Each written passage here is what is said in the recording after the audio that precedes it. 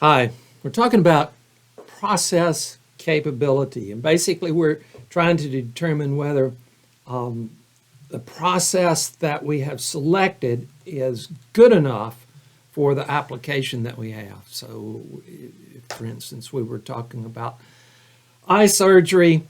We want to select a process with an extremely small standard deviation to where we have very little variation. We can have a high confidence that it will be capable. So in the problem here, we have some information given to us as design specifications, call for a target value of 16.0 plus or minus 0.2, and we've done the work for you. We've added the 0.2 and subtracted the 0.2, and we have our upper specification limit and our lower specification limit. And then we have a mean 15.9 and a standard deviation 0.1. And it says to calculate process capability, Cp, if the process is centered, and then calculate the process capability, Cpk, of the observed process. And we have the two formulas down here. And notice that our variables are upper specification limit, lower specification limit, standard deviation, and then for Cpk, we also need the mean. So I like to, instead of typing in the numbers into equations that give us the final answer, I like to show my numbers as variables. And so we're going to do that. We'll go up here somewhere and type in upper specification limit, lower specification limit, standard deviation, and mean.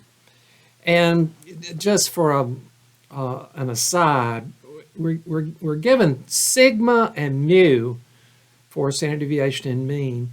This implies that it's for the population, that you have collected enough data where you can say this is what it is for the entire population rather than just for a sample. So let's make this a little bigger and bolder. And then for upper specification limit, we just, in all of these, we just type them in. So we've got 16.2, 15.8, and standard deviation is 0.1, and a mean of 15.9. Now, I had to type these in. I would have typed them into a formula if I were going right to the formula. What's the difference? Well, here, when I typed it in, it's staring at me. Once I type it into a formula and hit enter, it's sort of buried and hidden out of sight. But here, it's right in front of me, and it's pretty easy to check and say, did I type that in correctly? So that's one of the reasons, sort of a quality issue. So let's start with CP. So so we label it.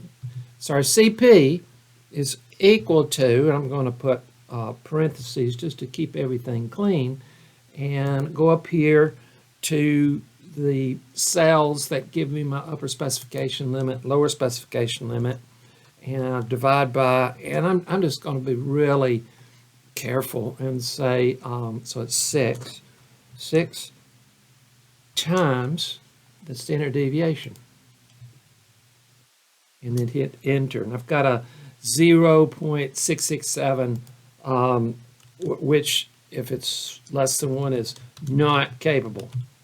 And then our CPK, and we already know this process is not going to be capable, because if you have a CP that's not capable, then the CPK is not going to be any better than that.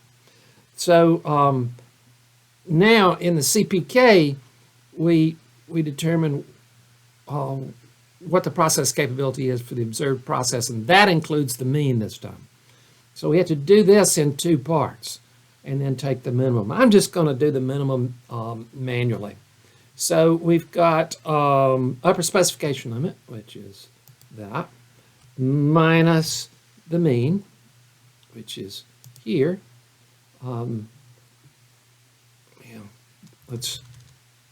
Let's go ahead and put this in parentheses.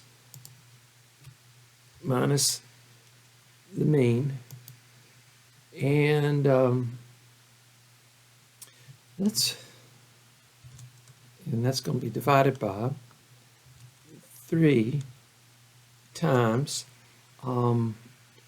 standard deviation.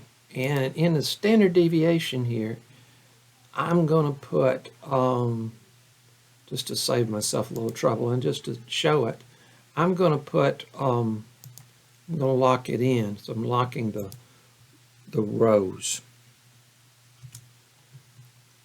And let's see, that should be it.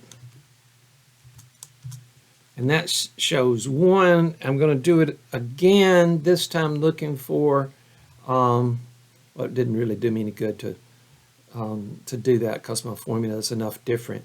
So let's take the mean minus the lower specification limit divided by 3 times standard deviation.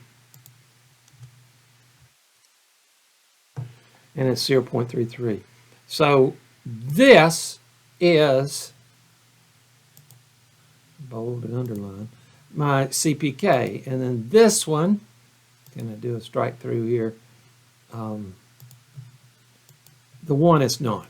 So this is my, and this is also not capable. Even farther away from 1.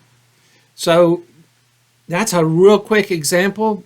In another video, I'll give you another example of capability. This one assumes that you are given the standard deviation and the mean, and will show in another exercise where you have to calculate standard deviation and mean. Thanks. Have any questions? Contact me. That's process capability.